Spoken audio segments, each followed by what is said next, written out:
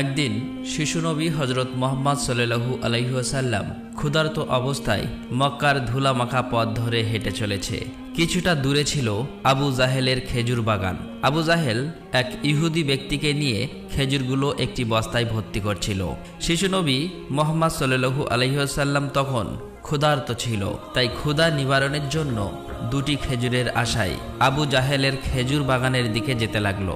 শিশুনবী মুহাম্মদ সাল্লাল্লাহু আলাইহি ওয়াসাল্লাম ধীরে ধীরে সেই খেজুর বাগানে হাজির হলেন এবং আবু জাহেলকে সালাম দিয়ে বিনয়ের সঙ্গে বললেন, চাচা যান, আমার খুব ক্ষুধা পেয়েছে, আমাকে দুটি খেজুর দিতে পারবেন? তখন আবু জাহেল তাচ্ছিল্য ভরা চোখে তাকিয়ে বলল, হে মোহাম্মদ, তোমাকে খেজুর দিতে পারি, কিন্তু একটি শর্ত আছে।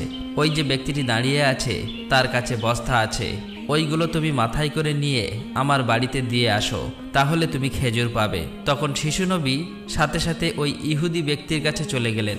ইহুদি লোকটি তাকে অবাক হয়ে দেখে বললেন, হে বালক মোহাম্মদ, তুমি কি জন্য এসেছো? শিশুনবী মুহাম্মদ সাল্লাল্লাহু আলাইহি ওয়াসাল্লাম বললেন, আমি এই বস্তা মাথায় করে নিয়ে যাব। ইহুদি ব্যক্তিটি বললেন, এই ছোট্ট বয়সে তুমি কি এই বস্তায় নিয়ে যেতে পারবে? শিশুনবী বললেন, নিশ্চয়ই পারবো। অতঃপর শিশু মুহাম্মদ সাল্লাল্লাহু আলাইহি ওয়াসাল্লাম ধুলিমাখা শরীরে মাথায় বিশাল বস্তা নিয়ে হেঁটে চললেন। ছোট্ট ছোট্ট পা, ক্লান্ত দেহ, কিন্তু চেহারায় এক অপার্থিব শান্তি। এবং তার পিছু চলেছে আবু জাহেল এবং সেই ইহুদি ব্যক্তি। কিছুক্ষণ পর সেই বস্তা আবু জাহেলের বাড়ির সামনে এসে রাখলেন। তখন ইহুদি ব্যক্তি এই বস্তা নিয়ে বাড়ির ভিতরের কোণে রেখে দিলেন। তারপর শিশুনবী হজরত মুহাম্মদ সাল্লাল্লাহু আলাইহি ওয়াসাল্লাম বললেন, চাচা যান, আমাকে খেজুর দেবেন না? তখন আবু জাহেল মাত্র একটি খেজুর দিলেন। তখন শিশুনবী হজরত মুহাম্মদ সাল্লাল্লাহু আলাইহি ওয়াসাল্লাম বললেন, চাচা যান, আর একটি খেজুর দেবেন না? এই নির্দোষ চাওয়াই যেন আবু জাহেলের আগুনে ঘি ঢেলে দিল। সে রেগে গিয়ে হঠাৎ করে একটি প্রচণ্ড থাপ্পড় মারল শিশু মুহাম্মদ সাল্লাল্লাহু আলাইহি ওয়াসাল্লামের গালে। সঙ্গে সঙ্গে সূর্য যেন হঠাৎ ডুবে গেল, আকাশ কেঁদে উঠল, বাতাস স্তব্ধ হয়ে গেল, পাহাড় পর্বত যেন অশ্রু ঝরালো। যে একটি নিষ্পাপ শিশুর উপর এমন অন্যায়! নিষ্ঠুর আবু জাহেল হাসতে হাসতে ঘরে প্রবেশ করল। ঠিক তখনই ঘটল এক অলৌকিক ঘটনা। খেজুর ভর্তি বস্তার মুখ খুলতেই আবু জাহেল হতবাক হয়ে গেলেন। আবু জাহেল দেখল বস্তার সমস্ত খেজুরগুলো ছোট ছোট পাথর হয়ে গেছে। চোখের সামনে এমন অলৌকিক ঘটনা দেখার পর সেই ইহুদি বিস্ময়ে হতবাক হয়ে গেল। এই দৃশ্য দেখে সেই ইহুদি ব্যক্তি থমকে দাঁড়ালেন। এমন অলৌকিক ঘটনার কথা জানানোর জন্য ইহুদি ব্যক্তিটি দ্রুত তাদের নেতার কাছে ছুটে গেল। কিন্তু নিষ্ঠুর অত্যাচারী আবু জাহেল তখন ঘর থেকে বের হয়ে এলো এবং কটাক্ষ করে বললেন, হে মোহাম্মদ, তুমি তো বড় জাদুঘর, আমার খেজুরগুলো জাদু করে পাথর করে দিয়েছ। শিশু নবী মুহাম্মদ সাল্লাল্লাহু আলাইহি ওয়াসাল্লাম নরম কণ্ঠে মাথা নিচু করে বললেন, চাচা যান, আমি কিছুই জানি না। এই কথা বলতেই নিষ্ঠুর আবু জাহেল আর একটা চড় মারলেন। চড়ের শব্দে যেন আবারও আকাশ কেঁপে উঠল, পাহাড় স্তব্ধ হয়ে গেল, আর শিশুটির চোখে জমে উঠল এক বিন্দু অশ্রু। কিন্তু কি আশ্চর্য, শিশু মুহাম্মদ শুধু এতটুকুই বললেন, চাচা যান, আপনার হাতে ব্যথা লাগেনি তো? আহা, কি মমতা, কি সহমর্মিতা! নিজে চড় খেলেন, অথচ চিন্তা করলেন চড় মারা মানুষের ব্যথার কথা। অতঃপর শিশু নবী সেই ব্যথা আর অপমানের বোঝা নিয়ে বাড়ি ফিরলেন না। চুপচাপ চলে গেলেন পাহাড়ের কিনারায়, শুধু নিঃশব্দে দাঁড়িয়ে রইলেন। এই ঘটনা দেখে গাছগুলো, পাহাড়গুলো বলতে লাগলো, আহ আফসোস, যাকে না সৃষ্টি করলে এই জমিন, এই আসমান, এই পৃথিবী কিছুই সৃষ্টি হতো না। সেই মহান নবী আজ ক্ষুধার্ত, অপমানিত, অবহেলিত। কিন্তু তবুও পাষাণ্ড আবু জাহেলের হৃদয় এতটুকুও কাঁপল না, এক বিন্দু অনুতাপও তার চোখে এলো না। এদিকে সেই ইহুদি ব্যক্তিটি তাদের নেতার কাছে এসে বলল, আজ এমন এক ঘটনা দেখেছি যা কল্পনাকেও হার মানায়। আব্দুল্লাহর পুত্র শিশু মুহাম্মাদের এমন ক্ষমতা আছে যা দুনিয়ার কারণেই। তাকে একটা চড় মারলে খেজুর সব পাথর হয়ে যায়। আচ্ছা, আপনি কি বলতে পারবেন এটা কি জাদু না অলৌকিক ক্ষমতা? তখন তাদের নেতা বললেন, আমরাও শুনেছি আমাদের ধর্মগ্রন্থ নাকি মুহাম্মাদের নাম আছে, সে হবে শ্রেষ্ঠ নবী এবং শেষ নবী। তবে তিনি কি এই মুহাম্মদ, এটা জানার জন্য আমাদের ধর্মগুরুর সান্নিধ্য প্রয়োজন। যদি এটা সত্য হয় তবে তাকে আমরা বাঁচাতে দেব না, এই পৃথিবী থেকে সরিয়ে দেব। তোমরাও যাও, আমাদের ধর্মগুরুর কানে এটি পৌঁছে দাও। তখন সেই ইহুদি ব্যক্তিটি আবারও আবু জাহেলের বাড়ির দিকে রওনা হলেন। যেতে যেতে সেই খেজুর বাগানের কাছে উপস্থিত হয়ে দেখলেন সমস্ত খেজুর গাছের খেজুর নেই, সব একেবারে পাথর হয়ে গেছে। এটা দেখে সেই ইহুদি ব্যক্তিটি হতভম্ব হয়ে গেলেন। তিনি আর এক মুহূর্ত দাঁড়ালেন না, খুব দ্রুত আবু জাহেলের বাড়ির দিকে রওনা হলেন। আবু জাহেলের বাড়িতে এসে বললেন, ভাই, আপনার খেজুর বাগানের সমস্ত খেজুরগুলো তো পাথরে পরিণত হয়ে গেছে। এখন এটাকে যদি ফিরিয়ে আনতে না পারেন তাহলে অনেক টাকা ক্ষতি হয়ে যাবে। এটাকে ফেরানোর একমাত্র পথ হলো শিশু মুহাম্মাদের কাছে ক্ষমা চাওয়া। কিন্তু আবু জাহেল ক্ষমা চাওয়ার পাত্র ছিল না। সে ছিল নিষ্ঠুর এবং অতি চালাক। তাই সে চালাকি করেই বলল, ঠিক আছে, চলো আমরা মুহাম্মাদের বাড়িতে গিয়ে দেখি। এই বলে তারা শিশু মুহাম্মদ সাল্লাল্লাহু আলাইহি ওয়াসাল্লামের বাড়ির দিকে রওনা হলেন। শিশু মুহাম্মদ সাল্লাল্লাহু আলাইহি ওয়াসাল্লাম থাকতেন চাচা আবু তালেবের সঙ্গে। চাচা আবু তালেব তখন ঘরে একা। কিছুক্ষণের মধ্যেই আবু জাহেল এসে হাজির হয়ে বললেন, হে আবু তালেব, শিশু মুহাম্মদ কোথা থেকে এমন জাদু শিখেছে? সে তো বড় জাদুঘর। সে আমার খেজুরগুলো সব পাথর করে দিয়েছে। কোথায় গিয়েছে তুমি কি খবর রাখো? তাকে তো খুঁজে পাওয়া যাচ্ছে না। দেখো কোন পাহাড়ের কিনারায় জঙ্গলের বাঘ ভাল্লুকে খেয়ে নিয়েছে কিনা। এই কথা শোনা মাত্রই চাচা আবু তালেব আর দেরি করলেন না, শিশু নবীকে খুঁজতে বার হলেন। এদিকে শিশু নবী হযরত মুহাম্মদ সাল্লাল্লাহু আলাইহি ওয়াসাল্লাম পাহাড়ের কিনারায় বসে কাঁদছে আর বলছে, আজ যদি আমার মা বাবা বেঁচে থাকতো আমার সাথে কেউ এরূপ ব্যবহার করতে পারত না। আমি আজ বড় একা। শিশু নবীর কান্না দেখে জঙ্গলের বাঘ ভাল্লুক হরিণ সেখানে আসলেন। সেই ব্যথায় ব্যতীত হয়ে তারাও যেন কাঁদছে আর বলছে, ইয়া রাসূলুল্লাহ, রাহমাতুল লিল আলামিন, এই চর যেন আমাদের লেগেছে। ইয়া রাসূলুল্লাহ, তুমি আর কেঁদো না, এই কান্না আমরা সহ্য করতে পারছি না। অতঃপর কিছুক্ষণের মধ্যেই চাচা আবু তালেব সেখানে হাজির হলেন। এটা দেখার পর তিনি আর কিছুই বললেন না, একেবারে অবাক হয়ে গেল। তখন চাচা আবু তালেব সান্ত্বনা দিয়ে বললেন, তোমাকে এমন কষ্ট দিল, আমি তো আছি। আমি বেঁচে থাকতে কেউ তোমাকে আঘাত করতে পারবে না। অতঃপর শিশু নবীকে নিয়ে চাচা আবু তালেব বাড়িতে চলে এলেন। সেই রাতেই চাচা আবু তালেব আবু জেহেলের বাড়িতে গিয়ে বললেন, তুমি তাকে জাদুঘর বলছো, অথচ সে তো কিছুই চায়নি। সে তো তোমার খেজুর নেয়নি, তোমার বিরুদ্ধে কিছু বলেনি। এই শিশুর চোখে যে অশ্রু ঝরেছে সেই অশ্রু একদিন পাহাড়ও গলিয়ে দেবে। এই কথা বলে তিনি সেখান থেকে চলে আসলেন। এই কথা শুনে আবু জাহেল কোনো জবাব দিল না, কারণ এই শিশুর মধ্যে এমন কিছু ছিল যা সে অনুভব করতে পারছিল কিন্তু স্বীকার করতে পারছিল না। আসলে আবু জাহেল ছিল মিথ্যাবাদী এবং অত্যাচারী। সেই রাতে মক্কার আকাশে এক উজ্জ্বল আলো দেখা গেল। সবাই ভাবল বুঝি কোনো তারা পড়েছে। ফেরেশতারা একে একে নেমে আসলো। এক ফেরেশতা আরেক ফেরেশতাকে বলল, এই শিশুর চোখে পানি দিয়ে একদিন মহা কিতাব নাজিল হবে। এই শিশু হবে শ্রেষ্ঠ মানব তথা শ্রেষ্ঠ নবী, যা সমগ্র বিশ্ববাসীর জন্য রহমত স্বরূপ। এদিকে ইহুদি কাফেররা এই অলৌকিক ঘটনা শোনার পর নবীজিকে হত্যা করার জন্য ষড়যন্ত্র লিপ্ত হয়ে যায়। কেননা তারা চেয়েছিল যে শেষ নবী তাদের বংশের মধ্যে জন্ম হোক, কিন্তু তা হয়নি। তাদের মধ্যে একজন ইহুদি তাদের ধর্মগুরুর কাছে গিয়ে সমস্ত ঘটনা খুলে বললেন। তখন তাদের ধর্মগুরু বললেন, আমি চিনেছি তাকে, সে সেই নবী যার বর্ণনা আমাদের কিতাবে আছে। তার দুটি চিহ্ন রয়েছে, একটি কাঁধে নবুয়াতের মোহর, অন্যটি তার দৃষ্টিতে রহমত। অন্য একজন প্রশ্ন করল, তাহলে আপনি কি ঈমান আনবেন? তখন তিনি চুপ করলেন, মাথা নিচু করলেন, তারপর শুধু বললেন, আমরা চেয়েছিলাম আমাদের বংশে আসুক, তাই আমরা সত্যকে অস্বীকার করব। অন্যদিকে প্রতি বছর চাচা আবু তালেব ব্যবসার উদ্দেশ্যে সিরিয়ায় সফর করতেন। সেদিনও চাচা আবু তালেব সিরিয়া সফরের উদ্দেশ্যে প্রস্তুত হচ্ছিলেন। ঠিক সেই সময় শিশু মুহাম্মদ সাল্লাল্লাহু আলাইহি ওয়াসাল্লাম এসে বললেন, চাচা যান, আপনার সঙ্গে আমিও সিরিয়ায় সফরে যাব। কিন্তু শিশু মুহাম্মাদের কথা চাচা আবু তালেব ফেলতে পারলেন না। অতঃপর পরের দিন ব্যবসার উদ্দেশ্যে শিশু মুহাম্মাদকে নিয়ে চাচা আবু তালেব সিরিয়া সফরের উদ্দেশ্যে রওনা হলেন। এভাবেই চলতে চলতে কয়েক মঞ্জিল পথ অতিক্রম করার পর বাণিজ্য কাফেলা শাম নামক একটি জায়গায় গিয়ে বিশ্রাম নিচ্ছিলেন। সেখান থেকে কিছুটা দূরে খ্রিস্টানদের একটি গির্জা ছিল। সেই গির্জায় খ্রিস্টানদের একজন ধর্মগুরু ছিল, যে সেই জামানার সবচেয়ে মহাপণ্ডিত ছিল। কাফেলা যখন আবারও চলতে শুরু করলো, তখন ওই খ্রিস্টানদের ধর্মগুরু লক্ষ্য করে দেখল কাফেলার সাথে সাথে যে সোজা শিশু নবী আছে তার ঠিক মাথার উপর একখণ্ড মেঘ আছে। তার মাথার উপর ছায়া দিতে দিতে সরে আসছে। এটা দেখে তিনি অবাক হয়ে গেলেন। খ্রিস্টান ধর্মগুরু খুব শীঘ্রই তাদের ধর্মগ্রন্থ পড়ে বুঝলেন নিশ্চয়ই কাফেলার ভিতরে আখিরি জামানার শেষ নবী রয়েছে। তখন তিনি খুব দ্রুত তাদের একজন লোককে ডাকলেন এবং বললেন, তোমরা যাও, ওই কাফেলার সকলকে ডেকে আনো, তাদেরকে আমরা দাওয়াত খাওয়াবো। এই কথা শুনে তারা সেখানে চলে গেল এবং তাদেরকে বলল, প্রিয় ভাইরা, আমাদের ধর্মগুরু আপনাদের সকলেরই দাওয়াত করেছেন, এই দাওয়াত আপনারা কবুল করুন।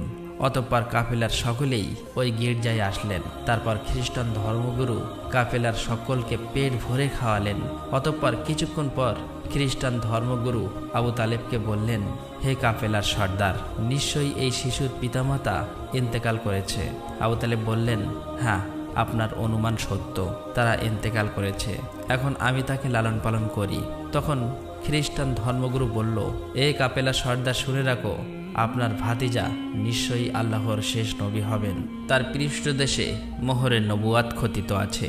তার প্রতি তুমি খুবই সতর্ক দৃষ্টি রাখবে এবং তাকে কোথাও একা যেতে দেবেন না। কেননা ইহুদি নাসারাগণ এটা জানতে পারলে, চিনে ফেললে, তারা শিশু মোহাম্মদকে প্রাণনাশের চেষ্টা করবে, এতে কোনো সন্দেহ নেই। তখন চাচা আবু তালেব বললেন, আপনি এই খবর জানেন কিভাবে?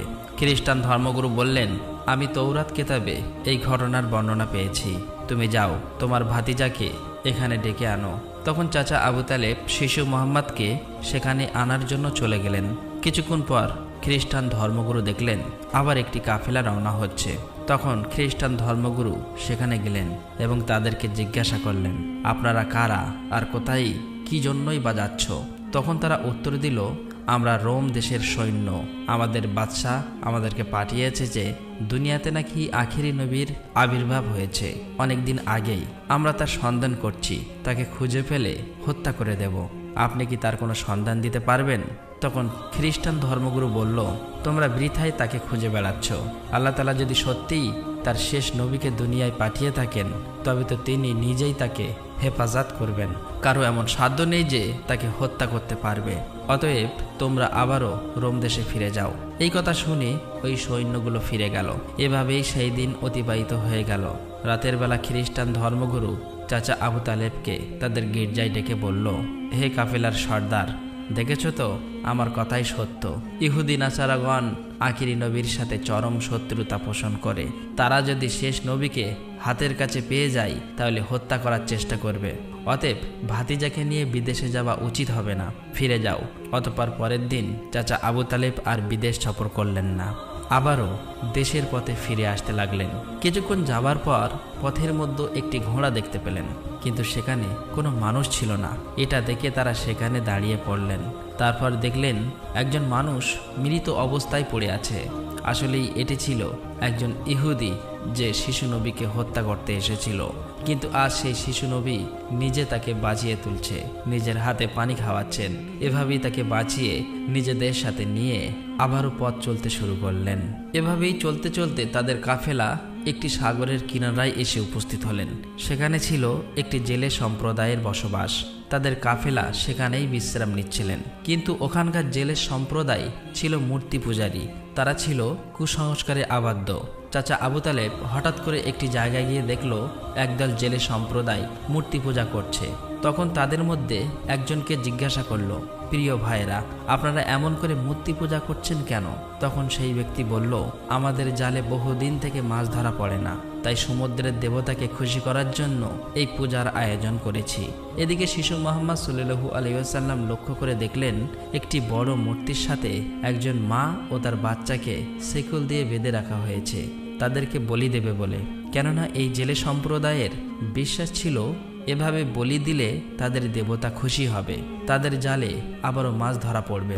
তখন শিশু মুহাম্মদ সাল্লাল্লাহু আলাইহি ওয়াসাল্লাম সেখানে গেলেন এবং তাদেরকে শিকল খুলে মুক্তি করে দিলেন। সেই মুহূর্তে একজন জেলে সেখানে গেলেন এবং বললেন, আমরা যাদেরকে বলি দেব বলে বেঁধে রেখেছিলাম তাদেরকে একজন বাচ্চা খুলে দিয়েছে। এটা শুনে তারা সবাই অতি দ্রুত নবীজিকে ধরতে সেখানে যেতে লাগলো।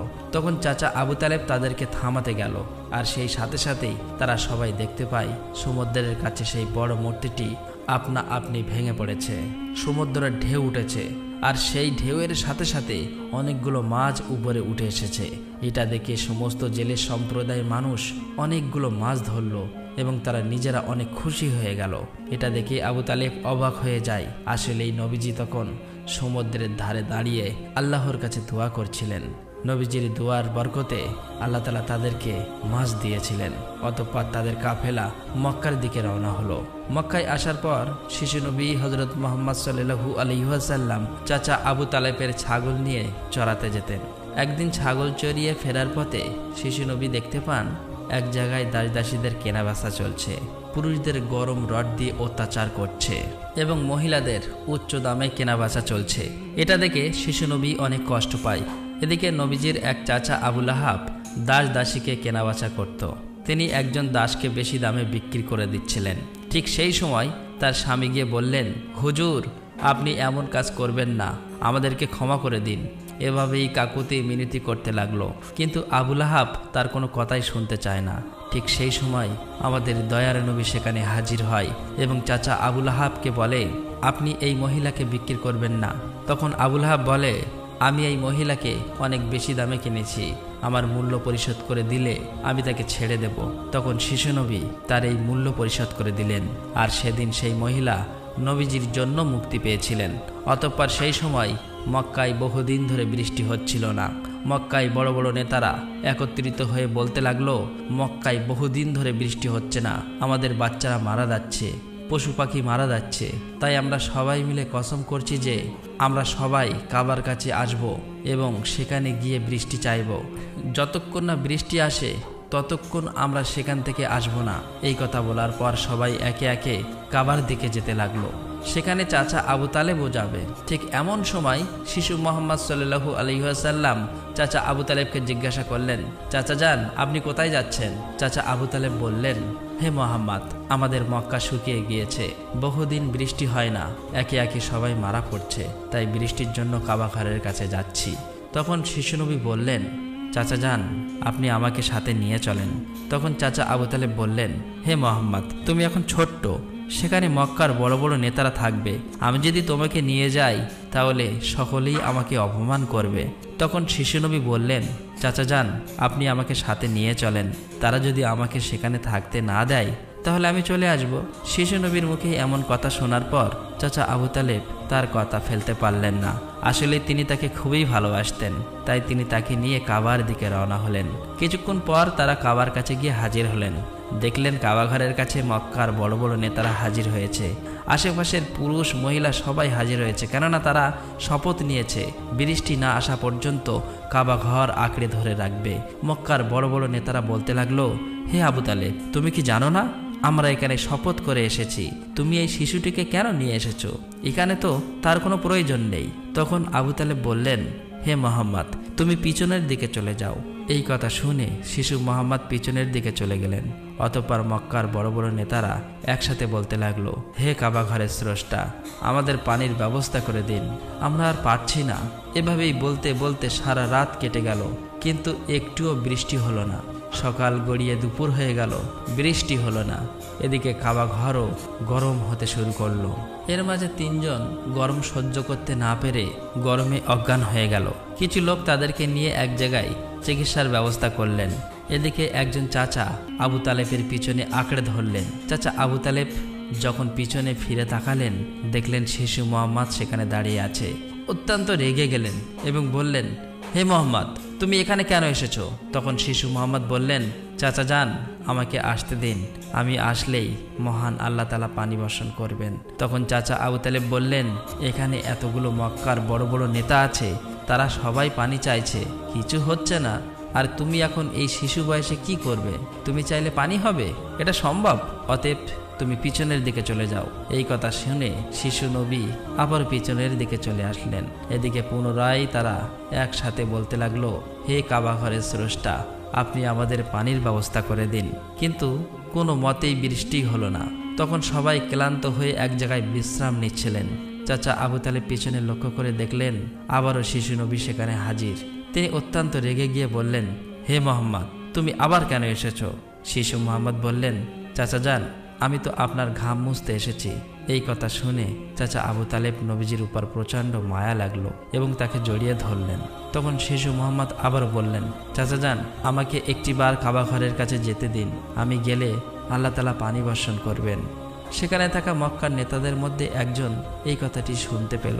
শিশু মোহাম্মদ চিৎকার করে বলতে লাগলো, হে মক্কার মানুষেরা, চেয়ে দেখো, পানি চলে এসেছে। সেখানে থাকা সমস্ত লোকেরা অবাক হয়ে বলতে লাগলো, কোথায় পানি এসেছে?